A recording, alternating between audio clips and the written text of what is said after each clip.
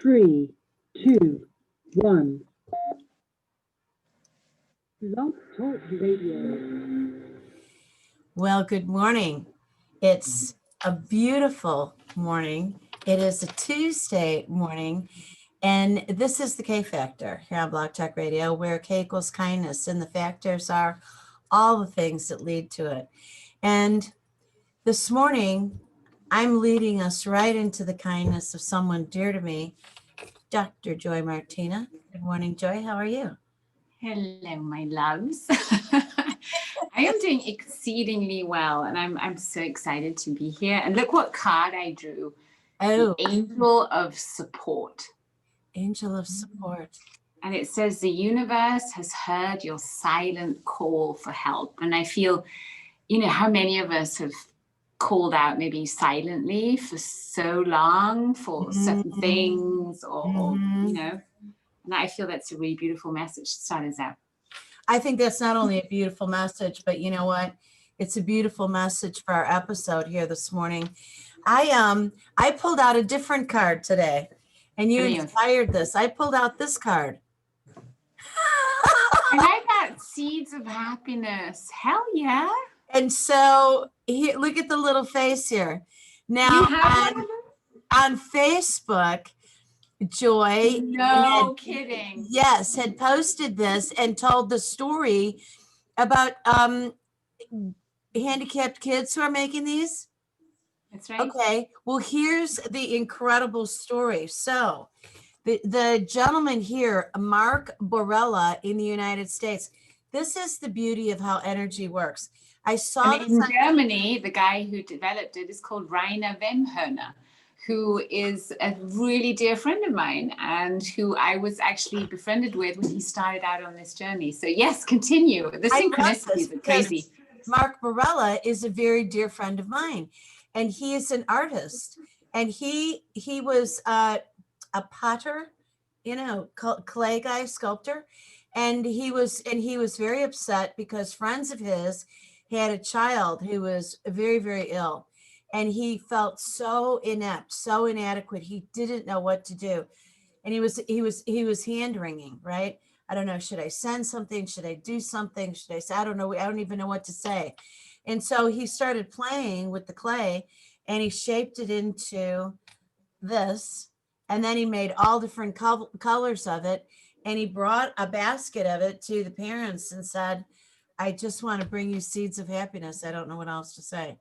So that's so beautiful. And other parts of the world, isn't it amazing? Yeah, and that doesn't it show us the power of the quantum field?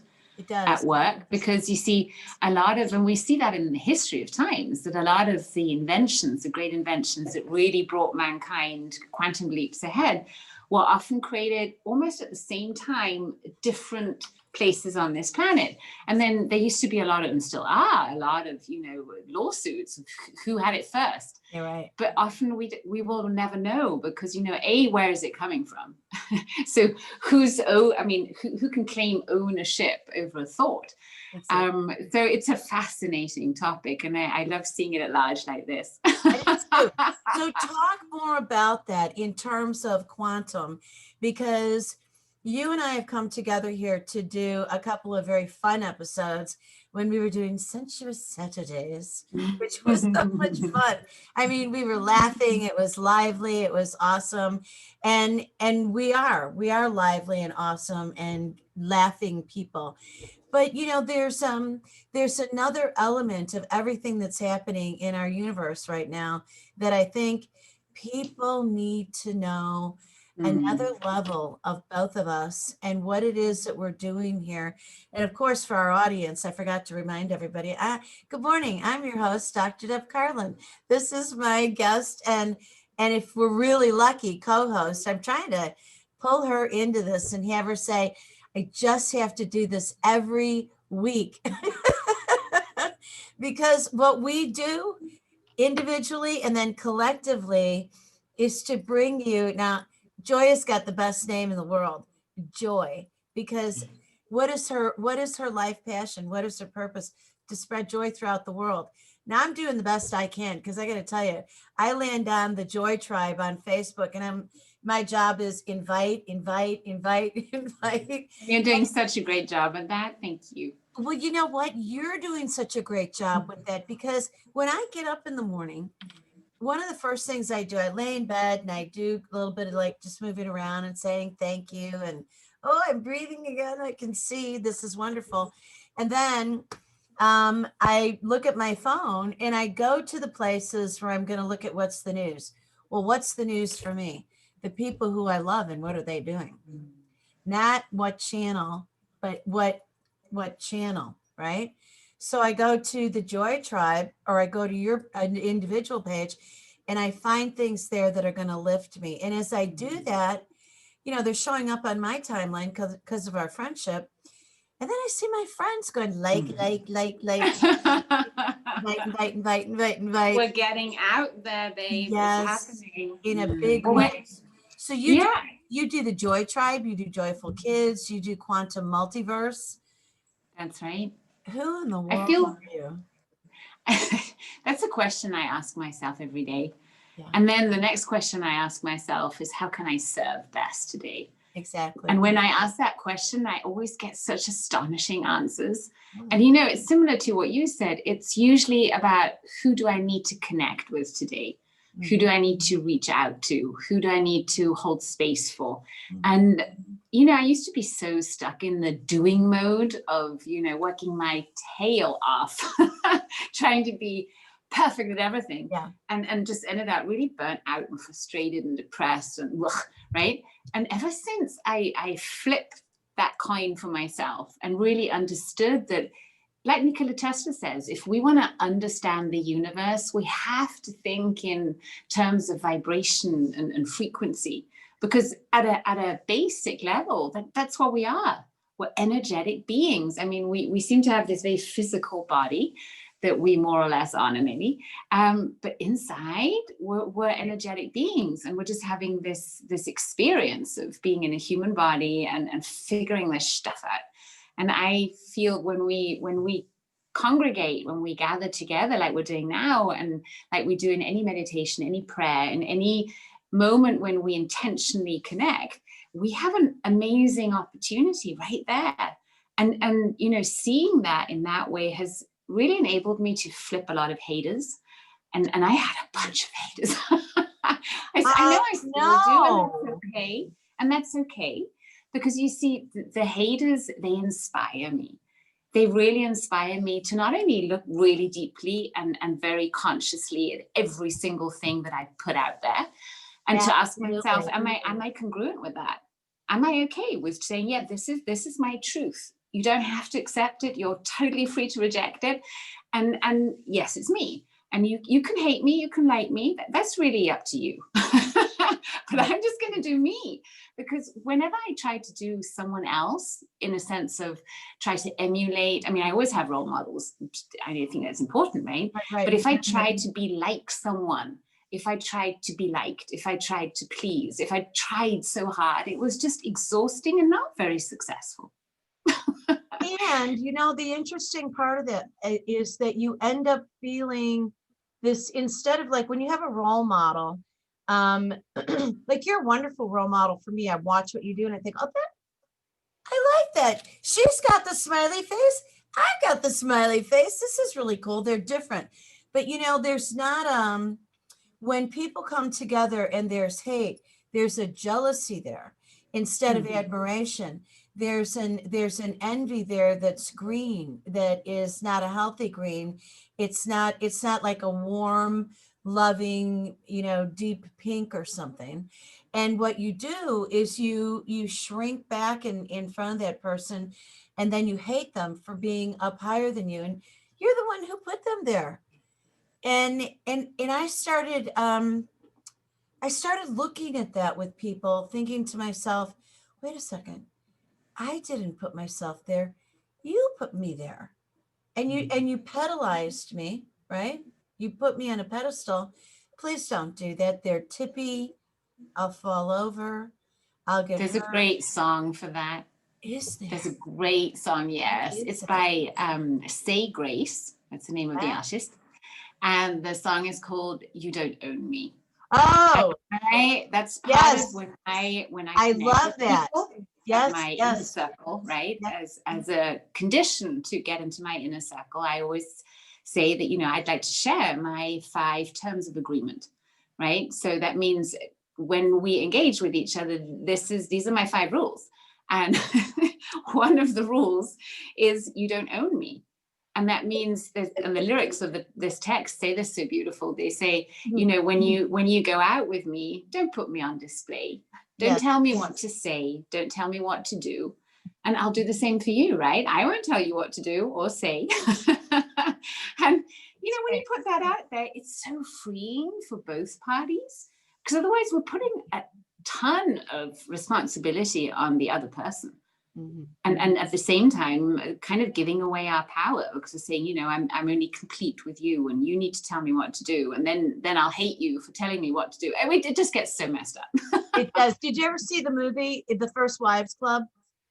Yes. Okay, so the 3 women, Bette Midler and Annie, anyway, 3 great actresses, and there's a part in the movie where they get together at the end and they sing that song, You Don't Own Me. Don't tell me what to do. Don't tell me what to say. Yeah, and it's wonderful. And you know, the other part, when we first started talking, and we were talking about, you've got the seed, I've got the seeds of happiness, you've got the happy faces. There is no reason for competition. There's an abundance of ideas, Opportunities. and opportunities. So when people do that, it's amazing. Now listen, when you and I first met, I was knowing you as Joy Martina in Crystalline. Talk a little bit about that. I think that that's a beautiful reality about you. So Crystalline is the name of the guidance that I, kind of subscribed my life to after a certain time, because I, by accident, started channeling this energy. So in a connection to, actually at first a past life regression, and then a connection to what is called my highest self. That's a technique that I learned and studied and practiced for a long time. Suddenly this different frequency came through, and she had a voice, and she was very particular, very clear, very no nonsense, very loving at the same time. And she offered her services. And, you know, channeling was never something that was on my radar as something that I wanted to be able to do. I thought it was really rather woo-woo, and I don't know. I was very skeptical for many reasons. I was always, you know, interested and curious. Yeah. But I also had experiences with channels that you might now say were not that pure, where there was a lot of ego projection in it. Anyway, so this energy started coming through, and Roy would in those days always kind of guide the conversation. And he's really good at that. He's really good at asking very good questions. So he would start asking questions, and Crystalline seemed to know everything. I mean, it was like, holy moly, where did she get this from? Because it was clearly information that was not coming from me, Joy Martina. So we started listening, and we started also sharing. And I remember I used to channel. Roy's rather relentless there. He's, you know, when he's proud of something, he'll share it and show it, look what she can do, and ask questions or whatever. So I'd be channeling for random people in all parts of this world, in very interesting, you know, situations, sometimes big conflict situations. It was challenging because, you know, as a channel, you've got to do one thing. You've got it to be good. You've got to be 100% neutral. You have got to find a way to step out of your ego, or push your ego aside and say, okay, what if I don't know? Let me just be this channel of the highest wisdom, maximum clarity, and maximum love for this person right now. Yeah. And when I did that with that intention, people really started healing. They started receiving messages that I thought were super random, and for them were highly meaningful. Wow. So we have hundreds of hours of recordings of channelings, and it's my preferred way of getting to information when I myself don't know.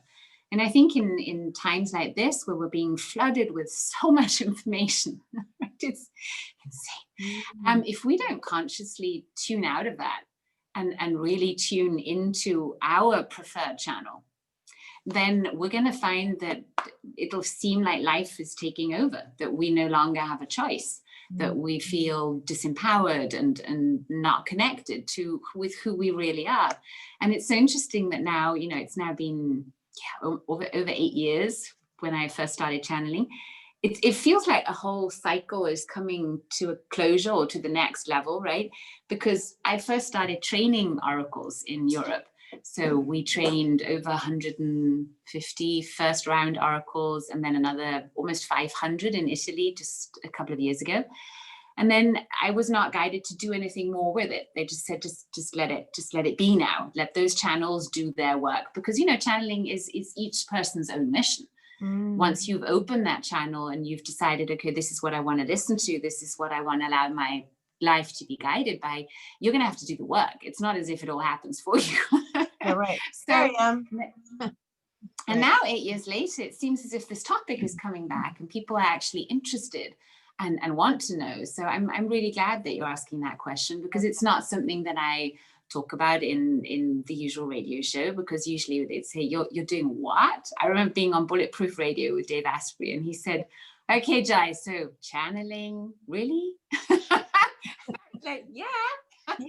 You know what strikes me about that's kind of a sad reaction of people is that doubt.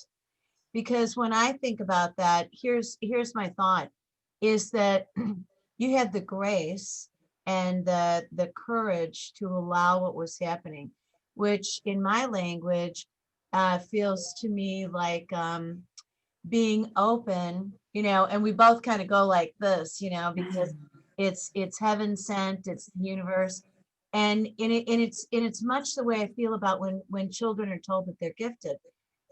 When I remember being told that as a child, thinking, well, what about all the other kids? I mean, it's Christmas. Doesn't everybody get a gift? So we all have got this beautiful inner being. But for some people, I don't know if it's because it's their first time here or they just have a resistance. But for you, there is this wide open, I'm joyful, I receive. This is very interesting, a natural curiosity. So why wouldn't spirit come right through you to say, here, take this, take what we have that's beautiful and let us share. do this. Exactly. You said that so beautifully. Thank you. Well, you're welcome. I do try to wordsmith things through my understanding. And the way in which you do share it, it has never felt woo to me. It felt to me like a warmth. So first letter was correct, but instead of woo, it's warm. You know? Oh, wow. That's how it is. Wow. Yeah, that's right. So can I say something to what you said? I want to piggyback on that, because you said something that's really important to me. You know, in having worked in this field of personal transformation for now over 20 years, I've seen a lot of people literally lose it when they start channeling. Really? When they start connecting to the quantum field, let's put it like that. Yeah. Because you see, the thing is, if you're not ready for it, it can rather take over. Yeah. And then you kind of lose connection to 3D and getting your bills paid, your life organized. So I've seen too many beautiful healers and channelers run around the world rather lost. Wow. And I think that the reason why I was so lucky to, experience it the way I did was a multifold. One was that I have a partner, right? My husband, Dr. Martina, who was the best, space holder, facilitator, guide, friend on that whole journey. I couldn't imagine a better man to do that. Yeah. Honestly. I mean, which other man would accept such woo and say, hell yeah, let's do training. And one time you were going to teach it. And I was like, what? Me? Teach channeling? I don't know. It just happened to me. And he said, no, it didn't. What you need to do is you need to write down the steps. You need to write down the path of what did you do until it happened. And I thought, okay, well, I can do that. And you see, that's the piece. The piece was that I had been, you could say it's sad too. No, I think it's great. My parents put me into psychotherapy at the age of 15 because I was suffering from an eating disorder at that time. And that started that whole path and being so fascinated by the human psyche. And then I, studied all the stuff that I did. So it feels like, because of that transformational work, and I've done so much, from, shadow work to quantum touch to you name it, hypnosis, NLP, past life regressions, anything I could lay my hands on. Yeah. But because I did that, I was able to just resolve a whole lot of stuff of myself to be clean enough to do it. And clean, don't think that the others are dirty, but it's just, it's information that's running through a couple of filters. Yeah. And the less filter we have, the better the channeling is. But the thing about that is that, the channeling can sometimes be so confrontational. So sometimes, like just, last week I channeled for my own husband, right? And he said, I need a channeling. So we get on Skype, because we're right now in 2 different countries. And we get on Skype and I connect, and then he asks his question, and he was, shall we say, not pleased with the answers. And the human part of me that's listening to all of this, because I'm always there, right? I always know what's going on. Like, sometimes I'm in the back and going, holy shit, you really said that? Anyway, it was one of those moments. I feel emotional inside, but it's still, I don't let it go through the words that then come, right? So, and that just takes training. And here's the news, everybody can do it. Every single person can do it. If they want to, they can do it. And it's an online training. So if anybody wants to do that, they can join anytime. And children have a really easy time. Oh, yes. Yes, because they don't know any better. They don't know to defend against this. Yeah. Not only not to defend against it, but there's just less programming. Yeah. Especially young children. With them, you'll more have the issue of focus and desire. Do they want to give you messages? They maybe just don't want to, right? Right. And then, the attention span of a small kid is often 20 seconds max. But I know my daughter Grace, from an early age on, she was just always so damn psychic. She would, I would, for example, I'd put her in the car seat, strap her in, and then I'd remember something, and Roy would be, getting in on the other side of the car, and then I'd go back into the house, and I'd come out, and she said, you got my nunu? She knew that I had just thought of her pacifier and had run back in.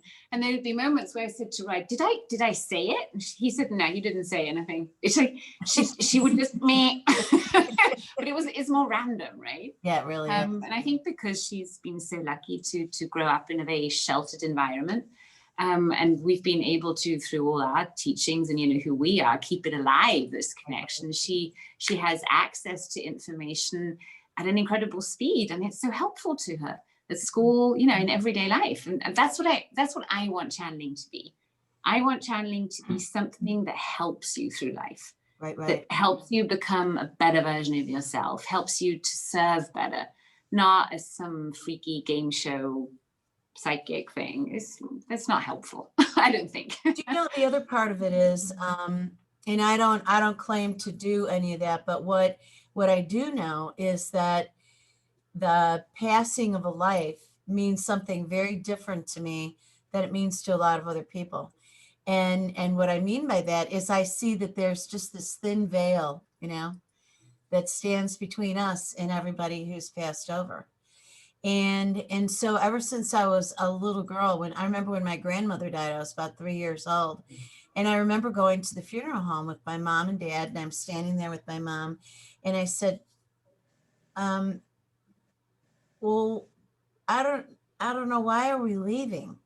And we're leaving Grandma here. And she said, because Grandma's going to stay here because Grandma's gone to heaven. And I said, no, she didn't. She's still right here. And I remember standing there looking at her.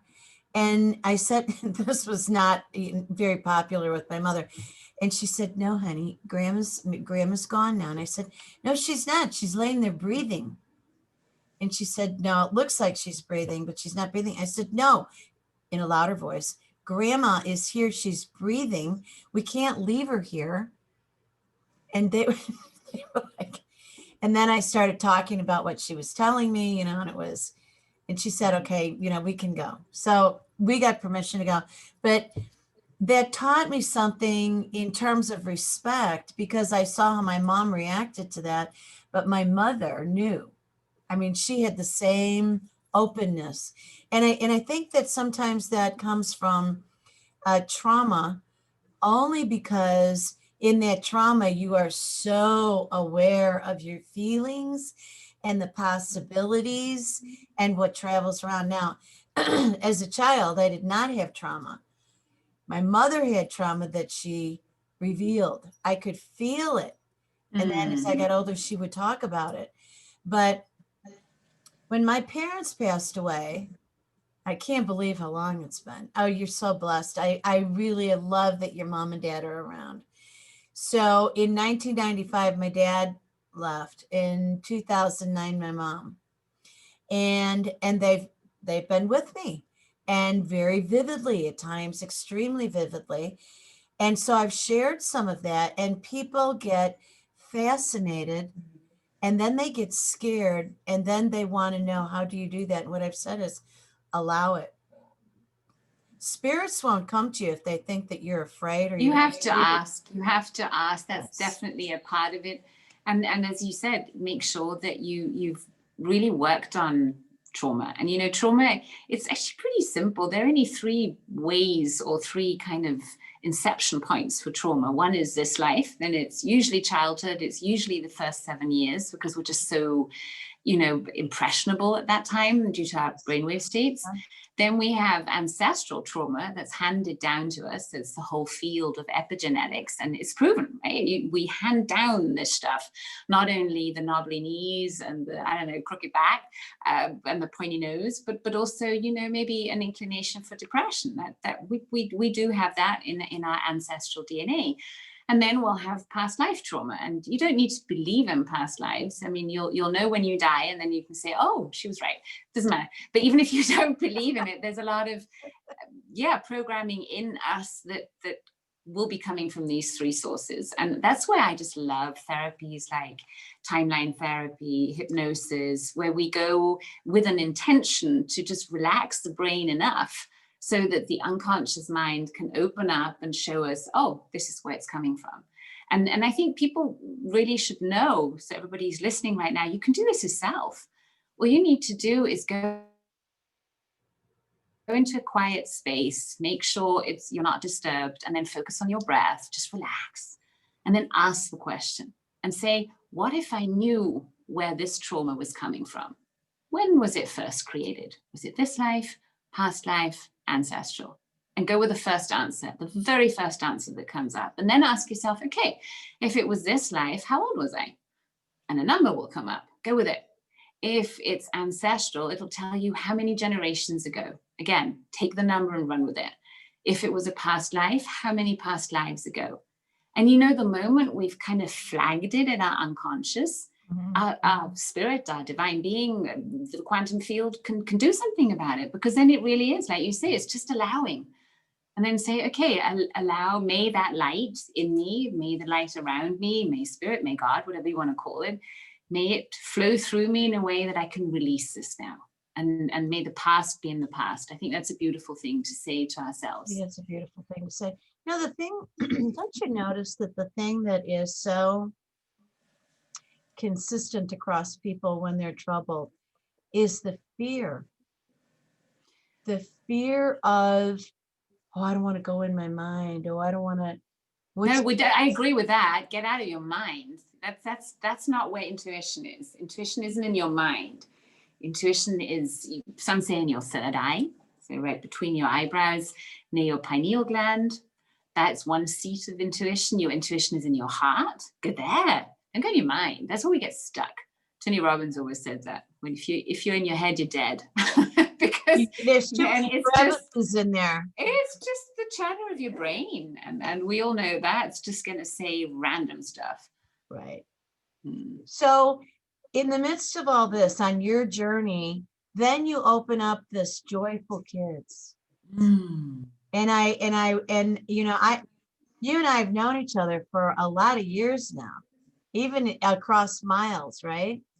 But Grace, little Gracie, who I can't believe that she's going to be 11 or She is is 11. Yes. 11 now. So she was probably 3 when I met her. And I remember you sitting on a porch in Asheville, right?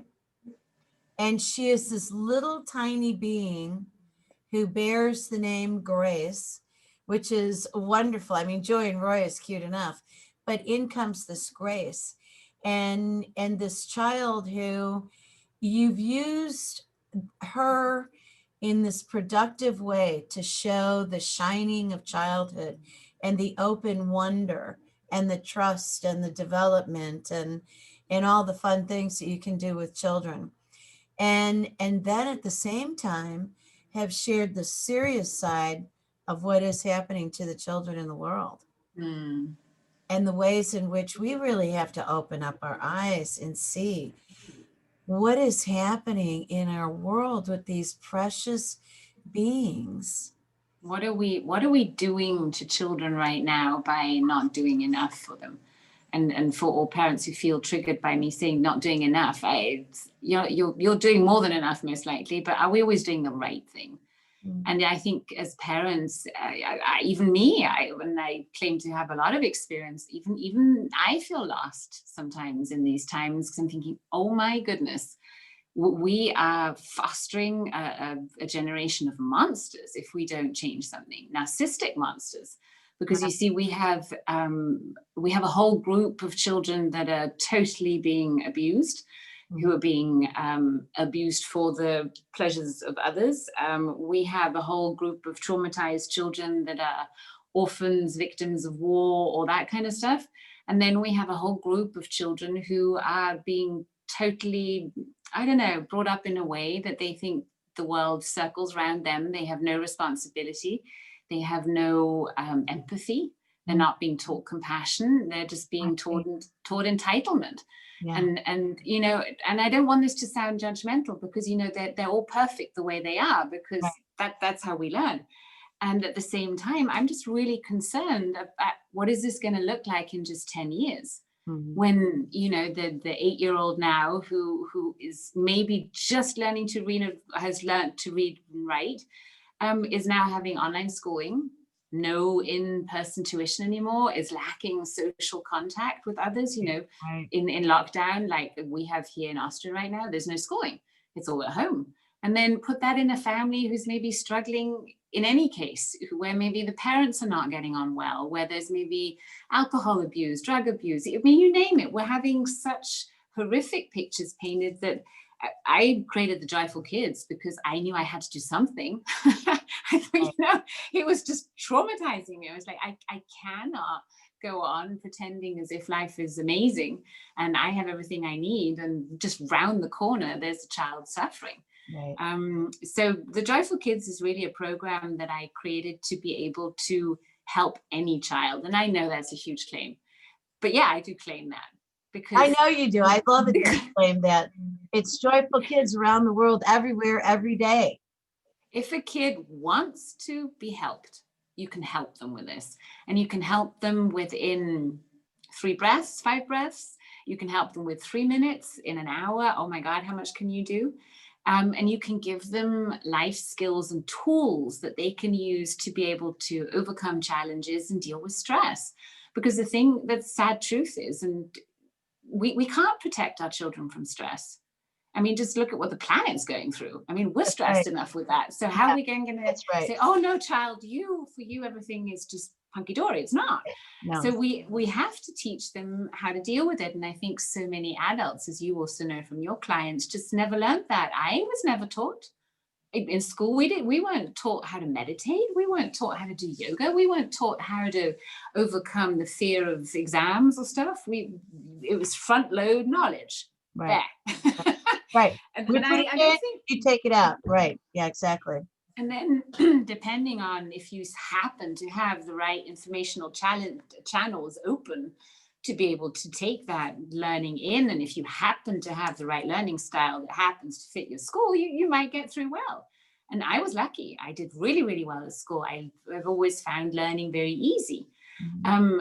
And still, I just feel so saddened that we don't seem to be taking that learning on board when we teach children. So the Joyful Kids is meant to be a really simple program, simple, that at the same time combines so many different methods, because I put everything in there that I know. I put in the power of visualization. I feel we need to be able to visualize our goals. Children need to learn how to set goals. Yeah. We need to learn how to set an intention. How do we do that? We need to learn, how do we ground ourselves if we can't go outside and can't run barefoot? How do we manage the emotions that we feel? And how do we flip that switch from going from really stressed and fearful and sad or whatever to a joyful state? And note, I didn't say happiness. I didn't say go to a happy state. Go to a joyful state. And a way to get to that joyful state is to be able to imagine going to a happy place. So I teach children also how to meditate. We do simple breathing techniques. Everything has to be able to be taught within a few minutes, because I know we don't usually have much more time with children. And I wanted it to be something that we can really include in everyday life, not something that you have to have all kinds of apps and preps for. So it's free from apps. The only thing you need for it to work is you need to have a brain. You need to have a body of some sort. You don't need to have all limbs, just a body. And you need to have breath. Because I figured if I can find something that works with those three ingredients, then anybody can do it. So yeah, I'm excited about that. Thank you for letting me explain that. You know what? You're very welcome. And I'm excited about it because as I watch you with these kids, it's so much fun to see little children, laying down. They love it. Oh my goodness. Yes. Queuing up to do yoga when I was still allowed to teach yoga in kindergartens. Now we're not allowed to because it's too dangerous. Can you imagine that? Even if there's social distance, because you can put the mats out, there's so much space, but they're not allowed to breathe together. Anyway, but they were lining up. Children love it if you make it fun. And anchoring them on their happy place and saying, okay, imagine drifting and floating on a cloud. And then I'd have a little voice saying, I can't do that. That's nonsense. And I said, well, just imagine you could. Come on. And then he'd grin and shut his eyes again. And I said, now imagine floating to your happy place. And what is it going to be today? Is it going to be a magical garden? And then one little girl would say, yay, I'm going to have unicorns. So it's just so much fun. And so kids are so grateful when you treat them as equals. Yeah.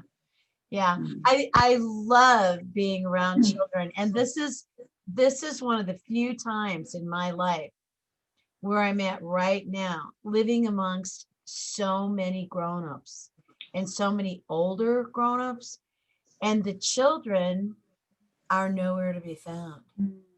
Because first of all, everybody's on lockdown. And you know what Crystalline is saying?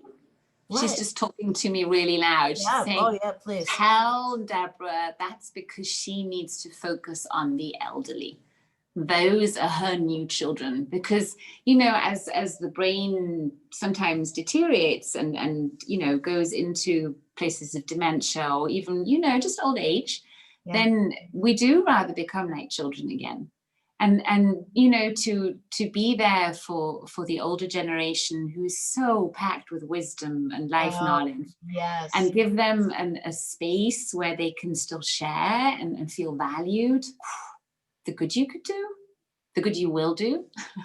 And I don't, it's really funny because I don't know that I have a strong preference over any age group.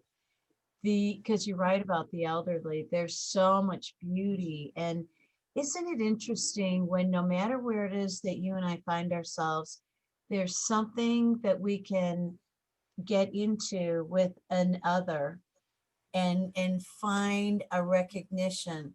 It's the eye contact, it's the genuine warmth. And when it comes to empathy, I always hesitate about the word empath because I want people to finish the word. It's empathy.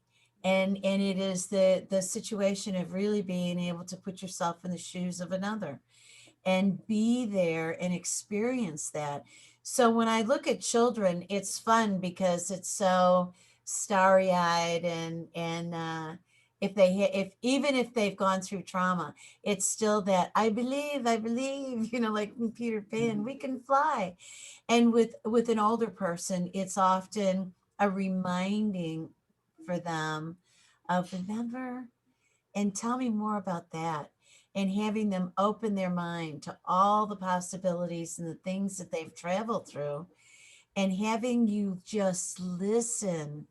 How many people are sitting just wanting to be listened to? That's right. And then I think it becomes even more beautiful when we listen in a compassionate way. Yeah. So you know how empathy is it's actually just the bridge to compassion.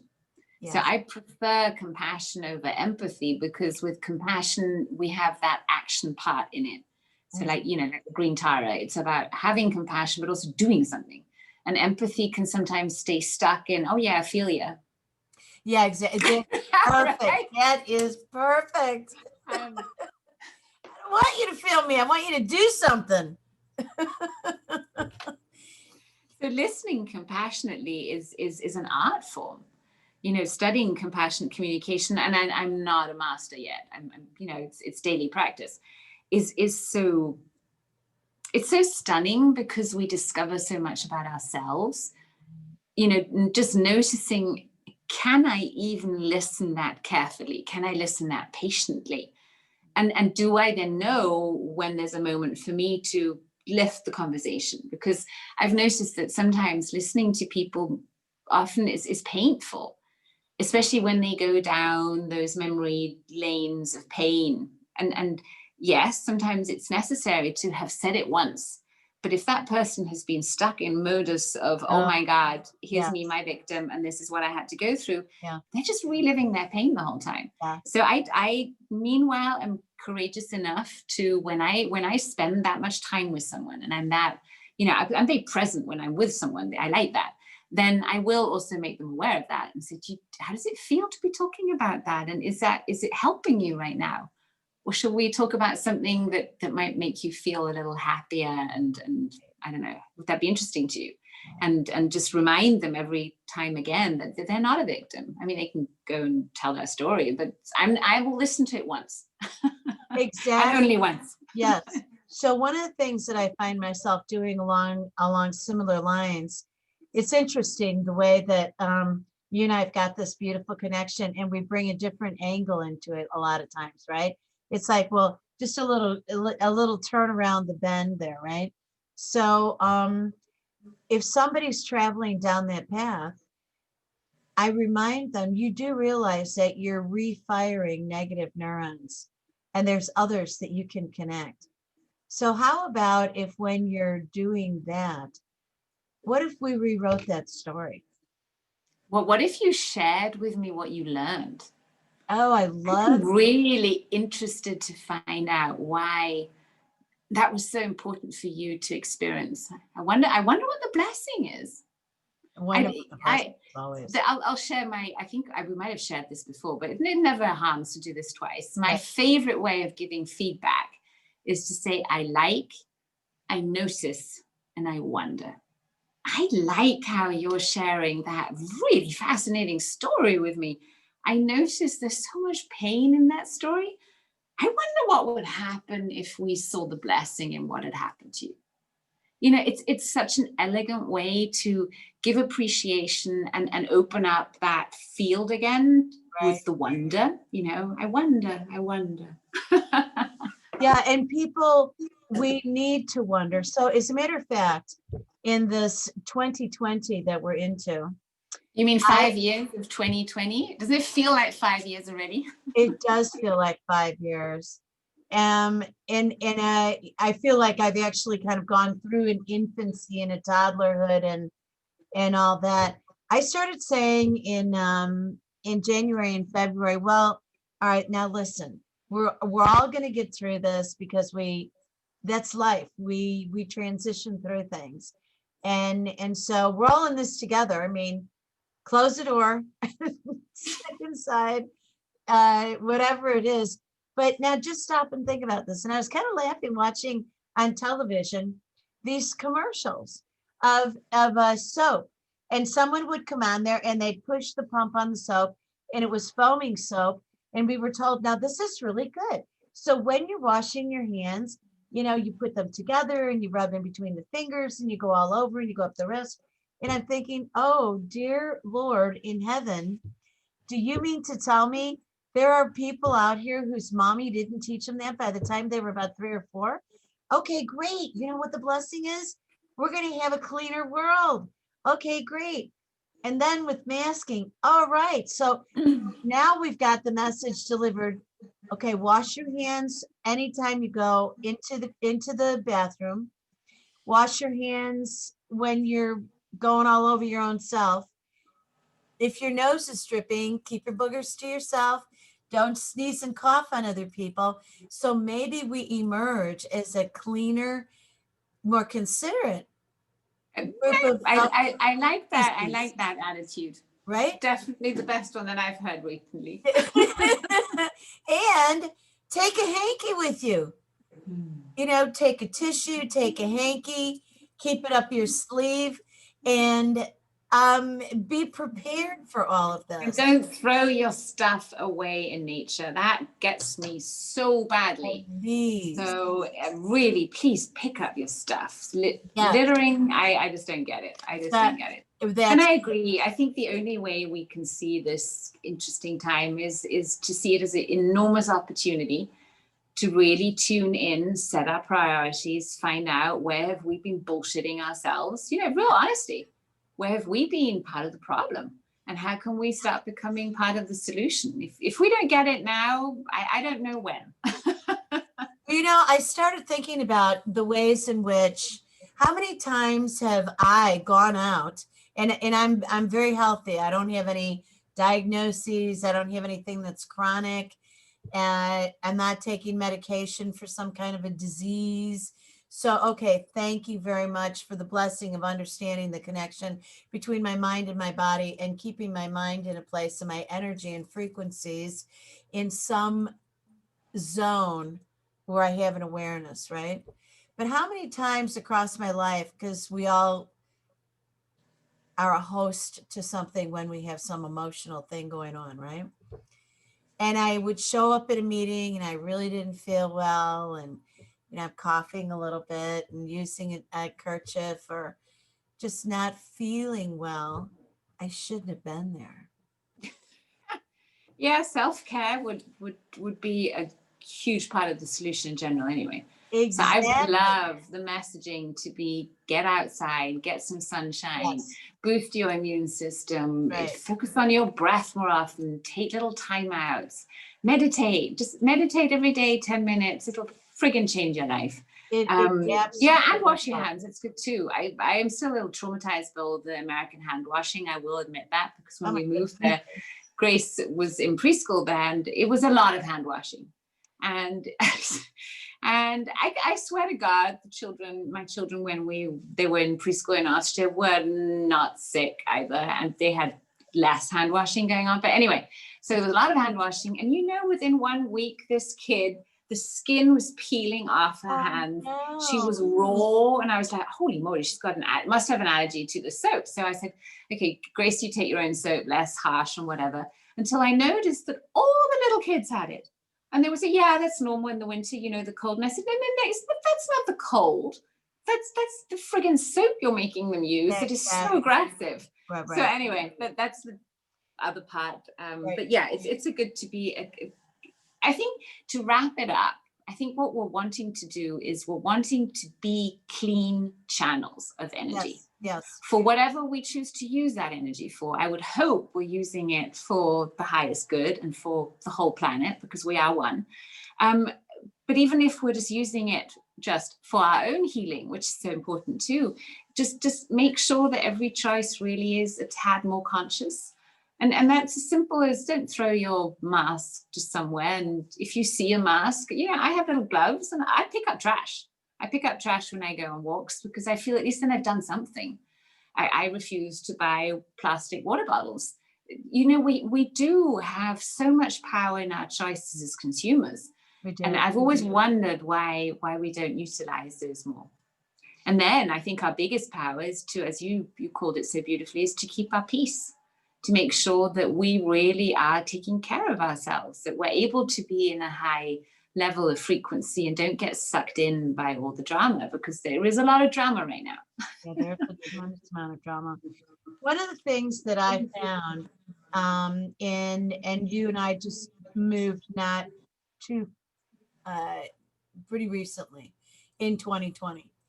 And I found that some of the things that I need in my homes all the time, I need a lot of plants. I love to have plants in my home. It's a calibration check for me, The because little things, right? And they make such a difference. when all your plants are perky, they're getting the light and the nourishment that they need. If they're droopy, pay attention, tune in. And that tuning in outside of yourself and that connection that you feel with a plant is amazing. And then now here's the other thing, then you'll think this is funny. I think this is funny. I really want to have dogs and cats again. I miss having animals in my life, and, horses and chickens and all these wonderful things that you get in rural settings. So what was my option? I could get a fish. So I have. Oh, that's right. I saw that fish. You posted it somewhere. That's so cute. Yeah, so I have my there's always a way, right? Yes, and I put him on the dining room table, and I hoisted him up. As a matter of fact, I put him on a stack of my books, Build the Strength Within. So he's building his inner strength by sitting atop the books. And every time I walk into that room, he swims over to that side of the bowl, and I put my hands on the bowl and I just kind of hold him, and it's sweet. And That's so there cute. is this lovely connection. It's a sentient being. It's right. It is a very sensitive being. So if in people's loneliness, as they're listening to this, they're thinking, yeah, but you're there in Zoom and you've got this and you've got that. No, there's life and opportunity for connection everywhere we look. Yes, and just think how many other lonely people are out there who would give their back teeth to get a call from you. Yeah. So, I think sometimes we really underestimate the power of kindness, as you had at the beginning of the show. Yeah. I love that. And really the power of reaching out, being vulnerable and saying, hey, I don't know how you feel, this lockdown's getting to me, or I'm feeling lonely. Should we connect on Zoom? Should we chat? Should we go for a walk? There's always something that you would enjoy doing with that person that's good and acceptable for the other person too. I think, yeah, I love that. And I like using Epsom salt baths. That's my simple tip for the day. Yeah. I really feel it helps me just let go of stuff, even if I've been around people that maybe, I don't know, felt a little sticky. An Epsom salt bath really helps me let it go. And my essential oils. So I love essential oils. Yes. Are also such a simple way. Get yourself a diffuser, put a couple of drops in. Peppermint is always good. It's a nice clean energy. Grapefruit is beautiful because it's so uplifting. Find a really good oil. Make sure it's a clean oil, so true essential oil, not some synthetic thing. And then pop it in a diffuser. It helps against germs, right?